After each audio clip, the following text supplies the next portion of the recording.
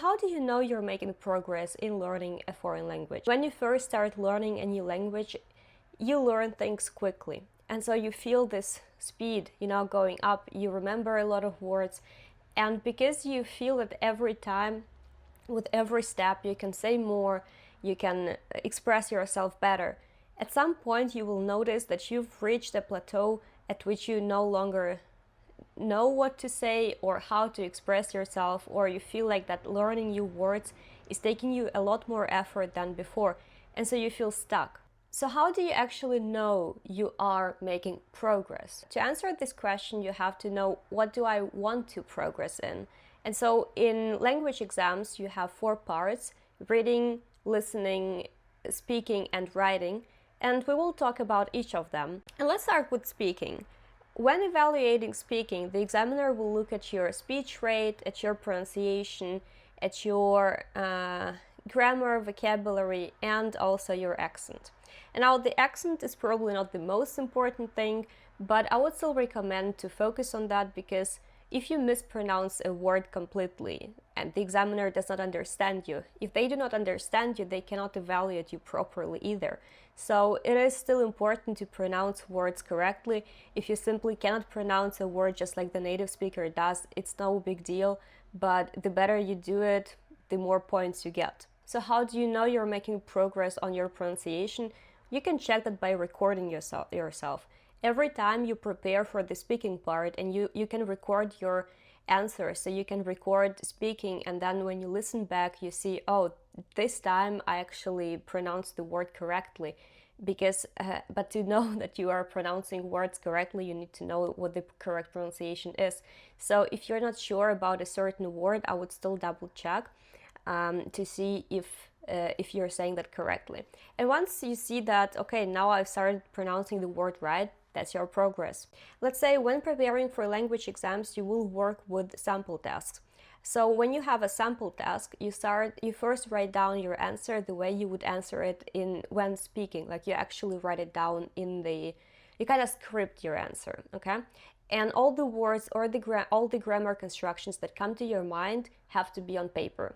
Then you take a look at it and you see, oh, this word sounds kind of simple. Are there any other ways to rephrase it, or to use another word that sounds more complicated? Posh. So you look up the synonyms to that word. But you have to be careful because not every synonym has the same meaning as the original word, although it does have a similar meaning, but some words can be are used in different contexts. So just because the word has a similar meaning doesn't mean it is necessarily the right word. But nevertheless, that is the strategy. So you look for other words which can be used instead of the original words. And then you do the same with grammar constructions. When you look at your sentence, you ask yourself the question, can I somehow make this sentence more complex? Can I use a different grammar constructions? Can I maybe a different grammar construction? Can I maybe use complex object or passive voice here to make it sound more C1, I don't know. Right, so that's it. And then you actually rewrite the whole text again and force yourself to reproduce that text when speaking, and you do it until you fake it till you make it, basically. And you do it every time you practice speaking, and you will see that after a while you no longer have to force yourself, or you no longer have to write it down, because that is the initial way of phrasing sentences for you. And so once you start doing that, that is your progress. Okay, what about the speech rate? The speech rate is closely connected to your accent. If you know the phonetics of the foreign language you're learning, it will be easier for you to connect words, and that is your fluency, right? It is how quickly you speak, and you will speak faster if you can connect words better. Right, so your fluency also depends on the grammar constructions that you use and how accustomed you are to them. So the less times it takes you to think of a sentence or to come up with one, the more fluent you are, right?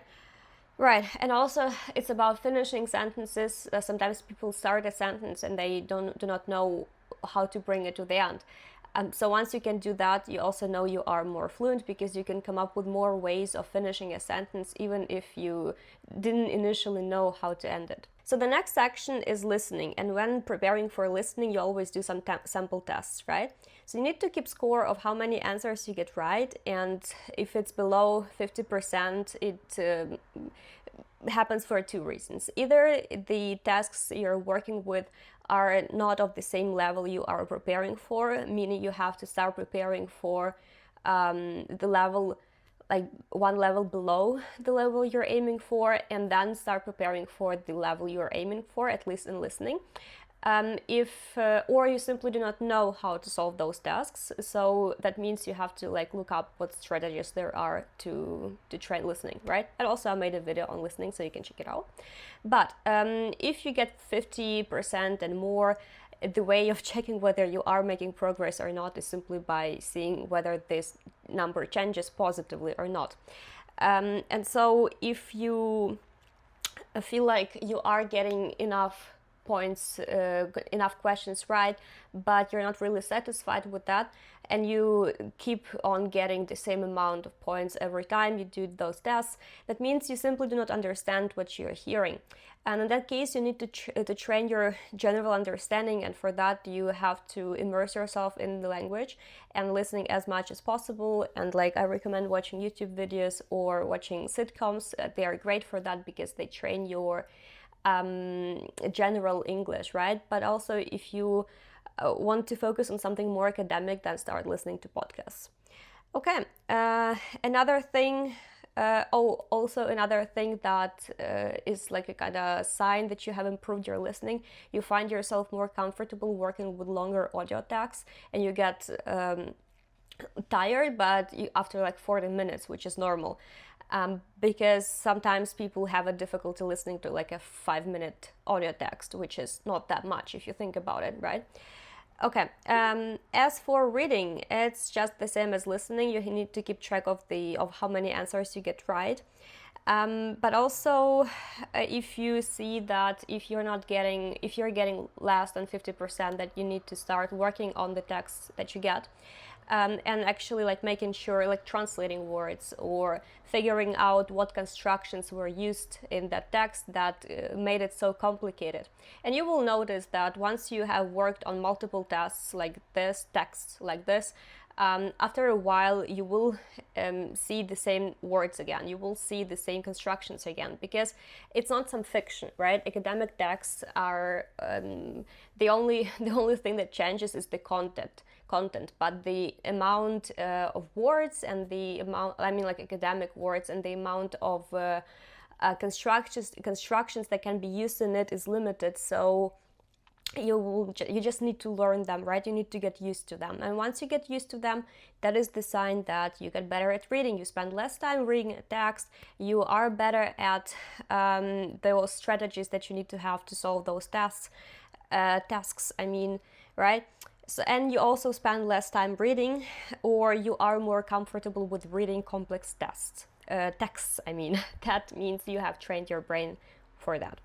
And the last part is writing, and so you know you're making progress when it actually takes you less time to write a certain amount of words. I don't know when it just stopped recording. So if you spend less time writing, 150, you need 10 minutes for that amount of words, 200 plus, you need about half an hour depending on the topic. And once you see that it's actually crazy, that I just want to finish it because my camera is running low on battery. So right, so if you see that, right, the thing is, the longer the text is, the more time it takes you to write it, and the higher the probability is that you are going to make a mistake. So if you see that you're now making less mistakes in longer texts, complicated texts, then you've made progress, okay? And so also, if you see that you started using ideas, words, expressions, and grammar constructions from some other material that you previously used to study, now that means you also made progress, because you've learned to paraphrase, you've learned to use something that native speakers use, which is great. Okay, and Okay, and that is it. Ask me anything you want in the comments. I'll be happy to answer. Bye bye.